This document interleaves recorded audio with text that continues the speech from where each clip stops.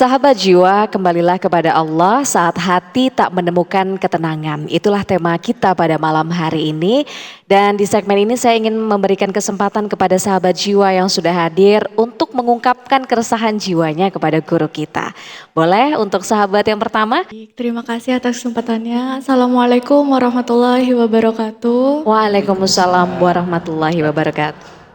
Perkenalkan, saya Hani, saya dari Jakarta. Izin Ustadz, Ustazah, saya mau mengajukan suatu pertanyaan nih.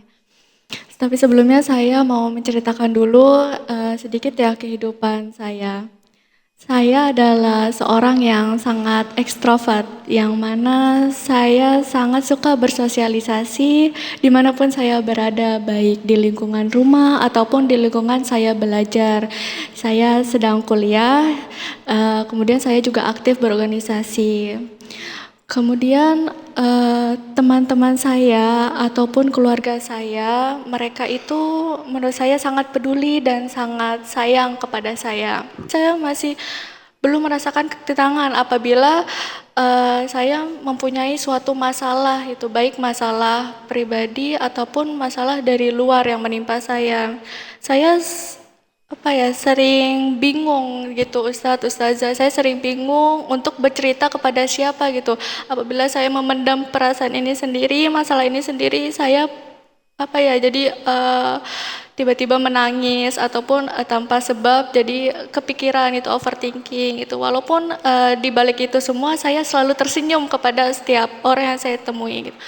Nah, dan saya pikir juga ya Ustadz, Ustazah, saya pikir kalau Allah itu sudah tahu masalah saya itu. Allah Maha tahu, Allah Maha tahu pikiran saya, tahu isi hati saya. Jadi saya pikir apakah saya harus bercita lagi ke Allah untuk mendapatkan ketenangan ataupun saya harus menunggu ketenangan itu dengan rajin beribadah atau apa, tapi saya belum menemukan ketenangan itu.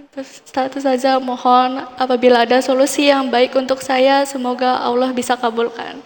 Baik, terima kasih, segitu pertanyaan saya. Assalamualaikum warahmatullahi wabarakatuh. Waalaikumsalam warahmatullahi wabarakatuh. Bagaimana tuh Ustadz? Sudah sering ikut kajian gitu ya, memperbaiki diri, lingkungannya pun insya Allah orang-orang yang baik.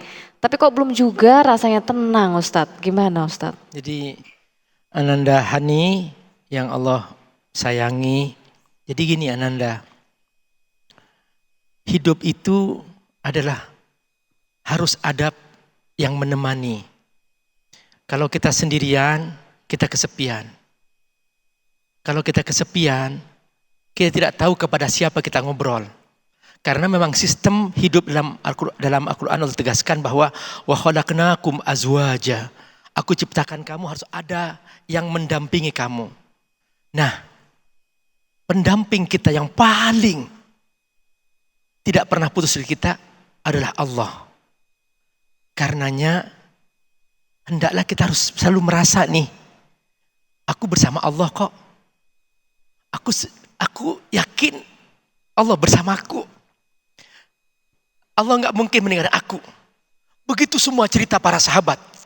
Jadi para sahabat tuh ketika berhadapan dengan musuh yang begitu banyak, mereka itu nggak takut sama sekali. Kenapa? Aku bersama Allah. Dan curhatnya pada siapa? Kepada Allah. Sudah, kalau punya masalah, jangan curhat di sosial media, cerita-cerita teman-teman aku. Jangan, makhluk ini semua punya masalah. Semua kita punya masalah. Kalau kita tidak mampu menyimpan rahasia kita, lalu apalagi orang lain. Karenanya tempat menyimpan rahasia yang paling tinggi adalah Allah Subhanahu wa taala. Makanya di antara makna tauhid yang paling dalam adalah Allahus Somad.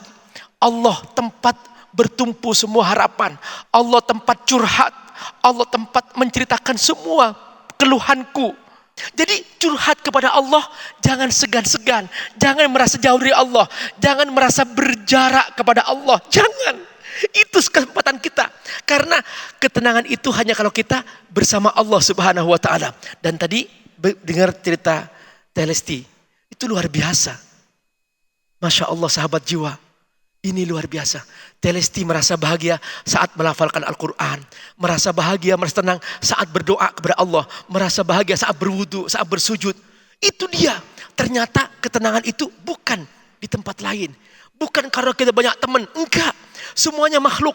Semuanya enggak berdaya. Semuanya butuh kekuatan. Dan kekuatan tertinggi adalah Allah Subhanahu wa Ta'ala. Itulah rahasia ketenangan itu. Semoga menjawab pertanyaannya Kak Hani. Selanjutnya ada sahabat yang ingin bertanya lagi, boleh perkenalkan diri dan sampaikan pertanyaannya. Silakan. Assalamualaikum warahmatullahi wabarakatuh. Waalaikumsalam warahmatullahi wabarakatuh. Saya Azizah dari Jakarta Pusat. Saya ingin bertanya, tapi sebelumnya saya ingin bercerita dulu sedikit tentang kehidupan saya yang dulu Pak Ustadz. Sebelumnya saya itu seseorang yang jauh dari Allah, jarang sholat karena aktivitas yang rutin dan pekerjaan yang padat. Dan saya berteman dengan siapa aja lelaki tanpa batasan. Sampai suatu ketika Allah menyentil saya, memberikan saya kecelakaan dan saya sampai sakit yang sakit banget sampai saya takut akan kematian. Dan itu merupakan titik balik saya sampai saya merubah diri saya sedikit demi sedikit, memperbaiki diri saya. Tapi di titik awal saya berhijrah, saya takut akan kehilangan pekerjaan, kehilangan teman, dan kehilangan lingkungan. Saya juga ingin bercerita kepada Allah, tapi saya bingung gimana untuk memulainya, bagaimana curhat kepada Allah. Saya ingin bertanya Pak Ustadz, gimana cara meyakinkan diri dan hati bahwa Allah satu-satunya yang memberi ketenangan. Sekian pertanyaan dari saya. Assalamualaikum warahmatullahi wabarakatuh. Waalaikumsalam warahmatullahi wabarakatuh. Kalau Kak Azizah curhat menyerahkan semuanya ke Allah ketika ada kejadian kecelakaan begitu ya. Gimana Ustadz? Tadi cerita Teh Lesti, justru aku setelah memakai hijab, kok pekerjaan banyak saja, rezeki datang saja. Karena Benar kan? yakin Allah pasti kasih ya Allah. Iya, Karena kan? yakin sama Allah. Dan tetap ada kan pekerjaan, bahkan semakin banyak, toh masih hidup sampai sekarang, tuh kan? Jadi lihat aja contohnya, waktu kita dalam rahim ibu kita makan kok, kita hidup kok. Siapa yang membuat pipa ari-ari itu menyambung ke perut kita bisa makan, kok bisa hidup? Padahal kita nggak punya pekerjaan, kok bisa hidup? Begitu lahir, Allah menggerakkan ibu kita menyusui. Padahal kita nggak mampu bekerja apa-apa. Kita hanya bisa menangis ketika itu. Lalu mengapa begitu sudah besar bisa berpikir, kok merasa ragu sama Allah? Kenapa kok merasa ragu untuk ikut Allah? Mengapa merasa kurang yakin untuk membersihkan dosa-dosa yang kata Allah itu tidak baik? Padahal setiap yang Allah haramkan itu tidak baik. Itu seperti kotoran yang menghambat. Justru semakin seseorang dia sibuk dengan dosa, sibuk dengan maksiat, dia akan semakin banyak hambatan-hambatan. Mungkin secara zahir harta bertambah, nampak berlimpah, tapi ternyata apa? Dia terhambat dari segi lain. Tiba-tiba dia ada masalah besar, hati gelisah, harus mabok, harus bunuh diri, dan seterusnya. Dan bermacam-macam peristiwa terjadi. Ketika seseorang bertumpuk dosa, dia bukan malah ketenangan didapat, tapi malah kesengsaraan. Sahabat jiwa yang Allah muliakan. Seperti itulah kita seharusnya hidup. Karena itu kita diajarkan, kata Nabi, bacalah istighfar setiap hari. Coba baca. Astaghfirullah Rabbal baraya. Astaghfirullah minal khataya. Astaghfirullah Rabbal baraya. Astaghfirullah minal khataya. Kata Nabi, aku setiap hari membaca istighfar 100 kali. Ini Nabi, dia jadi masuk surga, diampun dosanya, masih baca istighfar. Ternyata itu kunci ketenangan dan itu kunci kebahagiaan. Karena dengan istighfar, dosa kita terhapus dan bersih. Dan kita tenang.